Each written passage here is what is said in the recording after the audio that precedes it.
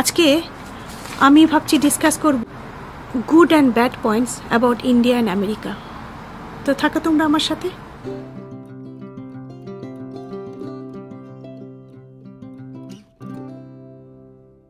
High, good day my friends. তোমরা যে যেখানে আছো ভালো আছো তো? ভালো থেকো, সেফ থেকো। আমি টিঙ্কু ঘোষ বলছি। ওয়েলকাম টু আমাদের সবার চ্যানেল সিম্পল এনআরআই। আমি একজন এনআরআই, আমেরিকাতে থাকি, আর আমি আমার লাইফটা খুব সিম্পল করে দেখা পছন্দ করি। সেই জন্যে আমি আমার চ্যানেলের নাম সিম্পল এনআরআই রেখেছি। সাউন্ড হতে পারে, কিছু মনে করো না, এটা তো প্রবলেম হয় জানো বাইরে কথা বললে। তো যেটা বলতে নিয়েছিলাম, আজকের টপিকটা খুব ইন্টারেস্টিং, কিন্তু সেটা হচ্ছে গুড পয়েন্টস নিয়ে আমরা সবসময় আলোচনা করি, কিন্তু আমি ভাবছি আজকে ব্যাড পয়েন্টস নিয়ে আলোচনা করবো, যেটা তোমাদের কিছুক্ষণ আগে বললাম। ইন্ডিয়ার আগে ব্যাড পয়েন্টসগুলো কথা বলি, তারপরে গুড পয়েন্টস। ইন্ডিয়াতে যেরকম টাইমের ব্যাপারটা খুব কম, কেউ কাউকে টাইম দিয়েছে 9টার সময় মিট করতে যাবে, সে যদি 10টার সময়তেও যায় কোনো অসুবিধে নয়, বলবে ট্রাফিকের প্রবলেম ছিল, গাড়ি খারাপ ছিল, অ্যান্ড যেখানে যাবে সেটা কোনো সে মেনেও নেবে। যে কোনো ক্ষেত্রে আমি দেখেছি, শুধুমাত্র একমাত্র পরীক্ষা আর কোথাও যদি কোনো কাজের ইন্টারভিউ, এরকম স্পেসিফিক্যালি 2-4টি জায়গা ছাড়া মোস্ট অফ দ্য জায়গা, হতে পারে আমি কোনো রং হতে পারি, বাট মোস্ট অফ দ্য জায়গাতে আমি জীবনে চলার পথে যতটুকু এক্সপিরিয়েন্স করেছি, পাশে বন্ধু বান্ধব আত্মীয় স্বজনের কাছ থেকে যত কথাবার্তা, যত এক্সপিরিয়েন্স আমার হয়েছে, বেস্ট অন দ্যাট যেটা দেখেছি, ইন্ডিয়াতে টাইমটাকে সবাই ইটস ওকে, নো প্রবলেম, হাতে ওর ইটস ওকে, একদিনে একটা কাজের বেশি হয় না। আই আন্ডারস্ট্যান্ড ট্রাফিক একটা প্রবলেম আছে, বাট হয়ে যায় ওই প্রবলেমের মধ্যে থাকতে থাকতে that becomes part of your life. এটা হচ্ছে bad point.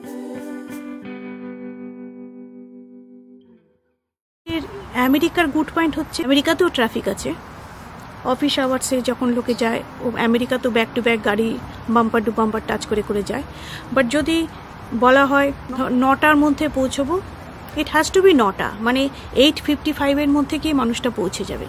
Forget about official, even কোনো পার্সোনাল লেভেলে কেউ যদি কাউকে ইনভাইট করে থাকে, যদি কারোর ইনভিটেশনের টাইম থাকে 7টা, তো it has to be 7 o'clock, not less not more. মানে ইভেন যদি কোনো কারণে 5 মিনিট পরেও সে পৌঁছয়, তাহলে সে অনেকবার সরিও বলবে, এরকম টাইপের। মানে এখানে টাইমের সাথে সাথে সবাই চলে।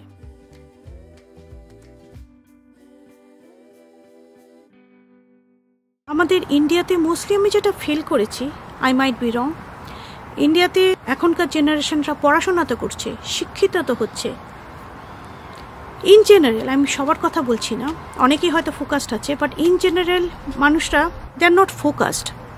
বেশি হয়তো টাইম, আমি কোনো পার্টিকুলার সোশ্যাল মিডিয়ার প্ল্যাটফর্মের নাম দেবো না, বাট সেই সোশ্যাল মিডিয়ার প্ল্যাটফর্মে সেলফি নিয়ে সেটাতে টাইম কাটাচ্ছে, আর এর লাইক বেশি কি এর লাইক কম সেটাতে টাইম কাটাচ্ছে, ইনফ্লুয়েন্সে আউটফিট, ওরকম ড্রেস করা, ওরকমভাবে ড্রিঙ্ক করা, ওরকমভাবে এই করা, ওগুলোতে টাইম কাটাচ্ছে। আমি বলছি না কেউ পড়াশোনা করছে না, লেখাপড়া করছে না, আর নিজের পায়ে দাঁড়াচ্ছে না, বাট সামহোয়ার কোনখানে যেন ফোকাসটা যেন আমি আমার জন্য কিছু করবোর সাথে সাথে কোথায় যেন একটু যেন হল হয়ে গেছে, সেটা আমার মনে হয়।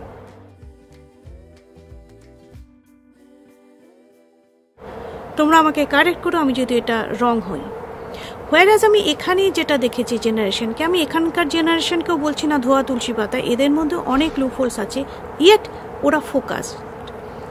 ওরা ফোকাসড ইন দ্য সেন্স, হ্যাঁ ওরাও সোশ্যাল মিডিয়ার প্ল্যাটফর্মে থাকে, ওরাও হয়তো সেলফি নিয়ে লাইকের উপর থাকে, বাট প্রচণ্ড হার্ডওয়ার্ক করে। মানে ইভেন স্কুল লাইফ থেকে ওরা কাজ করছে, ওরা জানে আমাদের নিজেদের পায়ে নিজেদের দাঁড়াতে হবে, আর যার জন্য মোস্ট অফ দ্য ক্ষেত্রে আমি দেখেছি ইভেন ইন্ডিয়াতে বাচ্চাদের খুব প্যাম্পার করে রাখা হয়, which is good in one sense and which is bad in one sense. বাচ্চারা অনেক ডিপেন্ডেন্ট হয়ে থাকে, অ্যান্ড হোয়ারাজ এখানে বাচ্চারা খুব ইন্ডিপেন্ডেন্ট হয়ে যায় না, ছোটোবেলা থেকে বাচ্চাদেরকে খুব সেলফ সাফিসিয়েন্টভাবে বড় করা হয়। তুমি ছোটোখাটো ঘরের কাজ থেকে শুরু করে ইভেন বাচ্চা একটা টাইমের পরে নিজের কাজ অবধি করতে শুরু করে দেয়, আর্নিংয়ের কথা বলছি। ইভেন স্কুল লাইফ থেকেও ছোটোখাটো যে কোনো, মানে ইভেন স্টোরে ডিপার্টমেন্টাল স্টোরে ইভেন কাজও করতে থাকে। তো এটা একটা পয়েন্ট আমার চোখে পড়েছে। আরেকটা যেটা দেখে দেশে সব খারাপ, আমি সেটা আমি কখনোই বলতে পারি না, সিস্টেমটা মোস্টলি খুব ফ্লড হয়। কেমন বলছি, ধরে নাও বাসে টিকিট কেটে ওঠার সময় অনেকে হয়তো টিকিট না কেটে উঠে করলো। তারপরে কোনো জায়গাতে ইভেন ট্রেনে অনেক জায়গায় টিকিট না কেটে উঠে পড়ে, যার জন্য টিকিট কালেক্টর থাকতে হয়, টিকিট কেটেছে কিনা, আবার টিকিট না কাটলে তাকে ফাইন দিতে হয়। কোনোখানে কেউ দাঁড়ালে, যে কোনো কিউতে মানে লাইনে দাঁড়ালে একজনকে ধাক্কা দিয়ে চলে যায়। তারপরে কোনো এর আগেও কোনো ভিডিওতে বলেছিলাম পেনশনের জন্য ধাক্কা খেতে হয়। তোমার নিজের টাকা নিজেকে পাওয়ার জন্য তোমাকে বারবার করে দৌড়তে হবে। যে মোস্টলি এরকম হয়, আমি বলছি না সব ক্ষেত্রে, বাট মোস্টলি এরকম হয়। মানে তোমার নিজস্ব রাইটের কোনো জিনিসও তুমি যদি কোনো অফিসে গিয়ে চাও, সেটার জন্য তোমাকে বারবার করে ওই দরজাতেই যেতে হবে, ধাক্কা খেতে হবে। এখান থেকে এই অফিসারের থেকে ওই অফিসার থেকে এই অফিসার, এখান থেকে এখানে। এটা হয়, রাইট? মোস্টলি এটা হয়। এটা আমি আমার আত্মীয় স্বজনের কাছ থেকে শুনেছি, এটা হয়। তো এই সিস্টেমের ফ্লটটা মোস্টলি দেখা যায়। হোয়ারাজ এখানে সিস্টেমের মোস্টলি ওরকম ফ্লড থাকে না। মানে বাসে যখন চড়বে, আমি এর আগেও বলেছিলাম, বাসে যখন চড়বে তোমার ইভেন কোনো টিকিট কালেক্টরও থাকবে না। মানে যেটা আমরা বাসে বলি কন্ডাক্টর, সেই কন্ডাক্টর সিস্টেমটা এখানে নেই। কারণ বাসের উঠতে না উঠতে একটা মেশিন থাকে, ওখানে তুমি টাকা ঢেলে দেবে, আর আমাদের যে ছোট ক্লিপার কার্ড আছে, ক্লিপার কার্ডটা ভেতরে পাঞ্চ করে দেবে, করে তুমি নিজে চলে যাবে। শুধু ড্রাইভার থাকবে, আর কেউ থাকবে না। বাট এখান থেকে একটা সেলফ রেসপন্সিবিলিটি, সেলফ অ্যাওয়ারনেস এসে যায় যে এটা আমি বাসে উঠছি, আমাকে টাকা পে করতে হবে। অ্যান্ড ইভেন ড্রাইভার নিজে মুখেও তোমাকে বলবে না তোমাকে টাকা চাইতে হবে। ইভেন মানে ট্রেনেও মেশিনে কার্ড পাঞ্চ করে ঢুকিয়ে দিলাম, তবেই আমার গেট খুলবে, তবেই আমি ট্রেনে উঠবো। তো এখানে কেউ তোমাকে ওরকমভাবে দেখবে না যে তুমি চড়েছো কিনা। হ্যাঁ, ওয়ান্স ইন এ হোয়াইল মাঝে মাঝে হয়তো চেক আপের জন্য আসে, once in a while police হয়তো গাড়িতে উঠলো বা বাটে উঠলো। মোস্ট ইম্পর্টেন্ট থিং হচ্ছে এই যে সেলফ অ্যাওয়ারনেস। মানে সেলফ অ্যাওয়ারনেস মানে আমার জিনিসটা আমাকে করতে হবে। আমি যে লাইনে দাঁড়িয়ে আছি, ধাক্কা দিয়ে আরেকজনকে চলে যাবে না। ইভেন সিনেমা হলে ছোটোবেলায় আমরাই দেখেছি, সিনেমা হলে সব লাইন দিয়ে দাঁড়িয়ে আছে, টিকিটের সামনে একজনের সাথে আরেক 2-3টে হাত আরও ঢুকিয়ে দিয়েছে টিকিট কাউন্টারে, দাদা আমাকে আগে দিন না, দাদা আমাকে আগে দিন না। এখানে ওরকম নয়। এখন কোভিড বলে বলছি না, আদারওয়াইজ অলসো তুমি লাইনে দাঁড়িয়ে আছো তো দাঁড়িয়ে থাকবে, তোমার যখন টার্ন আসবে তখনই তোমাকে এন্টারটেন করা হবে। তো এই সিস্টেমের ফ্লটটা আমার চোখে পড়েছে, তাই ভাবলাম এটা নিয়েও কথা বলি। আমাদের দেশে এক্সট্রিম রিলিজিয়াস মেন্টালিটি আছে। আমি শুধু হিন্দু বলছি না, হিন্দু মুসলিম খুব এক্সট্রিম ব্যাপারটা আছে। মানে আমার ধর্ম, আমার জন্য, ধর্মের জন্য আমি ইভেন সব করতে পারবো। ইভেন এমনও আমি তো শুনেছি না, এমনও অনেক নিউজেও তোমরাও শুনেছো যে এক ধর্মের মানুষ আরেক ধর্মের মানুষকে বিয়ে করেছে জন্য অনার কিলিং হয়ে যায় আমাদের দেশে। একটা সাপোজ হিন্দুর ছেলে মুসলিমকে বিয়ে করলো, আর মুসলিমের ছেলে বা মেয়ে হিন্দুকে বিয়ে করলো, তো অন্য একটা ফ্যামিলির থেকে, মানে ছেলের বাড়ি বা মেয়ের বাড়ি থেকে অনার কিলিং করে দিল। কারণ কি, তার কাছে তার ছেলে বা মেয়ের জীবনের চাইতে ইম্পর্টেন্ট হচ্ছে ধর্ম। কাজেই অনার কিলিং করাটা মানে নামটাই তো বুঝতে পারছো, নামটা হচ্ছে অনার কিলিং। মানে ওই কিল করাটার মধ্যে সে ফ্যামিলির অনার পেয়ে গেলাম। এই বিলিভ এই 21st সেঞ্চুরিতেও আমাদের দেশের মধ্যে আছে। 3 দিন আগে, এই লাস্ট উইকে লোকের ওপরে লোক কুম্ভ মেলাতে গেল, যদিও এখন কোভিড, বাট কোভিড হওয়া সত্ত্বেও কুম্ভ মেলাতে। এটা তো একটা হয় হচ্ছে ল্যাক অফ অ্যাওয়ারনেস, আরেকটা হচ্ছে তোমার এক্সট্রিম অন্ধবিশ্বাস। দুটোর মধ্যে যে কোনো একটা। ল্যাক অফ অ্যাওয়ারনেস মানে কি, কোভিডের মধ্যে মানুষের কাছাকাছি থাকলে যে ওটা স্প্রেড করতে পারবে, সেই অ্যাওয়ারনেসটা হয়তো নেই।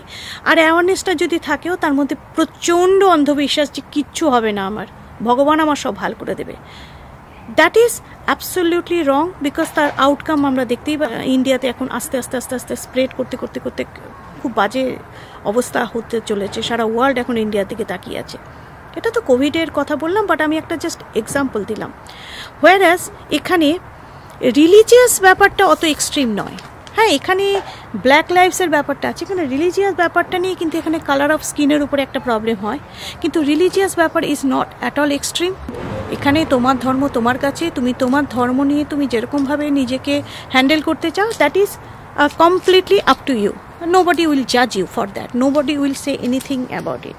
তোমার লাইফ এটা, এখানে এটা চলে। হ্যাঁ, তাই বলি কি এখানে কোভিড হয়নি? এখানে কোভিড হয়েছে, বা যাচ্ছে তাই ভাবে কোভিড হয়েছে। ওয়ার্ল্ডের একেবারে মানে টপ লিস্টের মধ্যে এই কান্ট্রি পড়ে গিয়েছিল। বিকজ এগেন শুধুমাত্র রিলিজিয়াসলি তুমি যদি খুব ভাবো যে ভগবান আছে, আমাকে কোভিড কিছু করবে না, সেটাও যেরকম মিস্টেক, আবার প্রপারলি তুমি যদি হ্যান্ডেল না করো একটা লিডার হিসেবে, সেটাও মিস্টেক। তো আমাদের এখানেও একটা প্রবলেম হয়ে গিয়েছিল, কেউ বিলিভ করতে চাইছিল না যে কোভিডটা এক্সিস্ট করে, তো সেটার জন্য অনেক বেড়ে গিয়েছিল। ধর্ম বিশ্বাস সেটা একটা জায়গায়, বাট বিজ্ঞান আর একটা জায়গায়। কিন্তু ধর্মটাকে তুমি যদি সব কিছুর আগে চলে নিয়ে এসো, তাহলে লাইফটার মধ্যে অনেক কিছু রিস্কি ব্যাপার হতে পারে। তার একটা লিভিং এক্সাম্পল হচ্ছে যেটা বললাম অনার কিলিং, আর একটা লিভিং এক্সাম্পল এই যে এখন কুম্ভ মেলা, এরকম দেওয়ার না জানি কত কিছু। সেক্সুয়াল হ্যারাসমেন্ট, পড়াশোনা তো আমরা করে ফেলছি, আমরা শিক্ষিত হচ্ছি, বাট আমাদের সোসাইটিতে সেক্সুয়াল হ্যারাসমেন্ট এত হচ্ছে। কেন এটা হবে? বিকজ ওই যে আমাদের মধ্যে ওই যে সিস্টেম বললাম, একটা সিস্টেমের মধ্যে মানুষ ঢুকে গেছে, একটা রিলিজিয়নের মধ্যে মানুষ ঢুকে গেছে। কি আউটফিট পরাটা রাইট, কি আউটফিট পরাটা রং, এটা ওই জাজমেন্টাল মেন্টালিটির মধ্যে ঢুকে গেছে। আনফর্চুনেট, বাট সেই জন্যে ল্যাক অফ নলেজের জন্য maybe that could be one of the reasons আমাদের দেশে এত সেক্সুয়াল হ্যারাসমেন্ট হয়। একটা মেয়ে নিশ্চিন্তে বাইরে কোথাও যেতে পারবে না, ইপটিজিং যেন খুব ন্যাচারাল হয়। প্রবলেমটা আসছে কোথায়? If there is a problem, always আমাদের মাথায় রাখতে হবে প্রবলেমটা কিন্তু নিজের থেকে ওঠে না, সোর্স আছে কোনোখান থেকে আসার জন্য। We have to always remember that if there is a problem is coming due to something else. তো এই যে রাস্তায় ইপটিজিং হচ্ছে, এই যে ঘরে ঘরে এই যে এত মেয়েদের এত হ্যারাস করা হচ্ছে, এত রেপ হচ্ছে, এত সেক্সুয়াল হ্যারাসমেন্ট হচ্ছে, তার একটাই প্রবলেম হচ্ছে আমাদের সোসাইটিতে যেটা একটা সন্তানকে জন্ম দেওয়ার পরে দুটো সন্তানই তো এক হয়। একটা মেয়েকেও 9 মাস মাকে পেটে ধরতে, একটা ছেলেকেও 9 মাস পেটে ধরতে। ওয়াই মেয়েকে বলা হয় বাবা তুমি সন্ধেবেলা হলে বাড়িতে চলে এসো? ওয়াই একটা ছেলের কোনো পাবন্দি নেই? আমার তো মনে হয় এখন হাই টাইম হয়ে গেছে মেয়েদেরকে না শিখে, এত বছরের পর বছর, সেঞ্চুরি পর সেঞ্চুরি শুধু মেয়েদের শেখানো হয়েছে। এখন ইট ইজ হাই টাইম ছেলেদেরকে শেখানো উচিত যে বাবা সন্ধে হওয়ার আগে বাড়িতে ফিরে এসো, বাবা রেসপেক্ট করো, ঘরের উমেনদের রেসপেক্ট করো, তবে বাইরের উমেনদের তুমি রেসপেক্ট করা শিখবে। আমাদের ঘর থেকে এটা শেখাতে হবে আমাদের ছেলেদের। আমরা যদি ছেলেদের আমাদের ঘর থেকে এটা শেখাই, তবেই আমাদের ইন্ডিয়াতে ওই ইকুয়ালিটি ব্যাপারটা আসবে। ইকুয়ালিটি শুধুমাত্র স্কুলে গিয়ে পড়াশোনা করে হয় না, বিকজ পড়াশোনা করে আমরা ডিগ্রিটা নিয়ে একদম বেসিক সাদামাটা কথা বলছি চাকরি নিতে। সেই ডিগ্রি থেকে আমরা কতটা রিয়েল লাইফে আমরা ইমপ্লিমেন্ট করি, খুব কম লোকই সেটাতে এগ্রি করবে যে আমরা রিয়েল লাইফে আমরা ইমপ্লিমেন্ট করি। বাট অ্যাকচুয়াল এডুকেশন আসে কিন্তু বাড়ি থেকে। একটা ছোট বাচ্চা বাড়ি থেকে যেটা শিখবে সেটাই কিন্তু আস্তে আস্তে তার মাথায় এসে যাবে। এই যে মেয়ে মানে ঘরে রান্না করবে, ছেলে মানে ঘরে বসে থাকবে, ও কি করবে? ও তো জানে না। কেন জানে না? একটা মেয়ের যদি 2 হাত আছে, একটা ছেলেরও 2 হাত আছে। একটা ছেলেকে শেখাও, এখন থেকে আর মেয়েকে শিখিও না তোমরা। এটা আমার just request, now it is up to you all. একটা ছেলেকে শেখানো উচিত, বিহেভ ইউরসেলফ। বাবা ভদ্রভাবে কথা বলো, মেয়েদের সাথে ভদ্রভাবে কথা বলো। রাত হয়ে গেলে মেয়েদের না বলে ছেলেদের বলা উচিত রাত হয়ে গেলে বাইরে থেকো না। যখন আমরা বাড়ির থেকে আস্তে আস্তে কন্ট্রোল করব, চ্যারিটি বিগিনস অ্যাট হোম, তখন অটোমেটিক্যালি ওই ছেলেটা যখন বড় হয়ে সোসাইটিতে একটা ম্যান হবে, he will be a different man. Automatically ও নিজেই সবাইকে ইকুয়াল রেসপেক্ট দেবে। আর ওই একটা ছেলে থেকে হয়ে যাবে একটা শহর থেকে হয়ে যাবে একটা সোসাইটি। এইভাবে আমাদের দেশে একদিন ইকুয়ালিটি আসবে। ইকুয়ালিটি শুধুমাত্র বড় বড় কথা বলে বা ফেমিনিজম আনলে হবে না। ইকুয়ালিটি আনতে হবে জাস্ট ঘরে 4 দেওয়ালের মধ্যে নিজের ছেলেকে শিক্ষা দিয়ে যে বাবা এইভাবে বড় হও, মেয়েদের সম্মান দাও, মেয়েদের গায়ে হাত তুলো না, মেয়েদের বাজে নজর করে দেখো না। Coming back to the point, এখানে সেক্সুয়াল হ্যারাসমেন্ট কি হয় না? খুব কম। রেপ ডেফিনেটলি হয়, খুব কম। বাট এগেন ছেলে সব জায়গাতেও আছে, মেয়ে সব জায়গাতেও আছে, কাজে প্রবলেম সব কান্ট্রিতেই হবে। বাট রেশিও দেখতে গেলে ইন্ডিয়ার তুলনায় অনেক কম। এখানে যেরকম পোশাক কেউ কিছু পরলেও কারো কোনো কিছু যায় আসে না। এখানে ছেলেরাও যা খুশি পোশাক পরতে পারে, এখানে মেয়েরাও যা খুশি পোশাক পরতে পারে, বিকজ এখানে ছোটবেলা থেকে ছেলেদেরকে হয়তো ওরকমভাবে শেখানো হয়নি, যেটা আমি তোমাদেরকে বলছি যে বাবা বিহেভিয়ার্সের ওরকমভাবে হয়তো শেখানো হয়নি।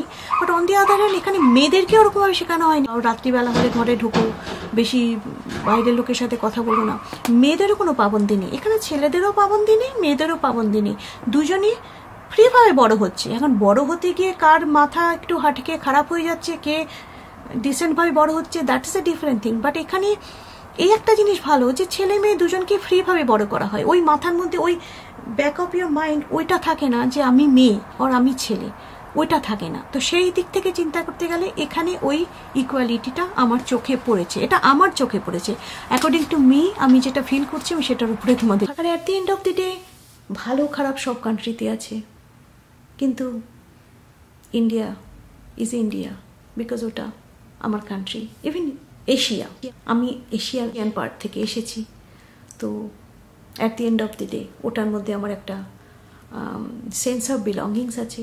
দেশে যতই থাকি, 1 বছর থাকি, 34 ইয়ার্স থাকি, এখানকার সব কিছু আমাকে অ্যাডাপ্ট করতে হয়েছে, এটা আমার নয়। অনেকক্ষণ কথা হলো বন্ধুরা, যা সেটাকে কোনো হার্ট হয়নি। আমি জাস্ট ভাবলাম আজকে একটু এরকম টাইপের টপিকে নিয়ে তোমাদের সাথে কথা বলি। তো সেটাই বলতে চাইছি, সব কান্ট্রিতে ভালো আছে খারাপ আছে, গুড ব্যাড তো থাকবে, এটাই আমাদের জীবনের একটা অংশ। আলো থাকলে অন্ধকারও থাকে, but still we should always think যেটা ভালোটা আমরা জীবনে পাই, অ্যান্ড সেই জন্যই জীবনে ভালোটা স্প্রেড করো, হ্যাপিনেস স্প্রেড করো, ফ্যামিলিকে ভালোবাসো, সবাইকে ভালোবাসো। জীবনটা খুব অল্প, কাজেই টেনশন দিয়ে জীবন ওয়েস্ট করো না। অ্যাজ অলওয়েজ আই সেড, এর চেয়ে ভালো আর কিছু নেই। কালকে তাহলে আরেকটা ভিডিওতে তোমাদের সাথে দেখা হবে বন্ধুরা। Till then stay happy, stay healthy and stay positive. Love you all.